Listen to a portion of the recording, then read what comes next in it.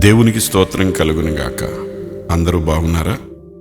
ఇతరుల కొరకు కొండెములు చెప్పేవారు సాతాను సాధనంగా మారిపోతారు. అది వారికి పాపం అని అనిపించదు. ఒకరినొకరు విమర్శించుకోవడం, తీర్పు తీర్చుకోవడం, పుకార్లు చెప్పడం అనేవి గర్వంతో ప్రతిదాన్ని విమర్శించి తీర్పు తీర్చటం, ఇతరులను ఖండించడం, వాస్తవాలు తెలియకుండా వ్యాఖ్యానాలు చేయడం అనేవి నిజంగా మారు మనసు లేనిటువంటి హృదయంలో నుంచి వచ్చేటువంటి దుర్గుణాలు. పరిసయ్యులు యేసుక్రీస్తు విషయంలో ఈ విధమైనటువంటి అక్కసు కలిగి ఈర్ష్యా ద్వేషాలతో ప్రభువుని ద్వేషించారు. కారణం, యేసును గురించి ప్రజలు చెప్పే మంచి మాటలు, గొప్ప మాటలు వారు విని భరించలేకపోయారు. అది వారికి అవమానంగా తలంచారు. అందుకని తమ దుష్ట హృదయాలకు అనుగుణంగా ఆయనకు వారు చెడ్డ తీర్పును తీర్చారు. ఇటువంటి గర్వం, అసూయ వలన మనం అందులమైపోతాము. ఇతరులలోని మంచితనాన్ని, సత్యాన్ని గుర్తించలేం.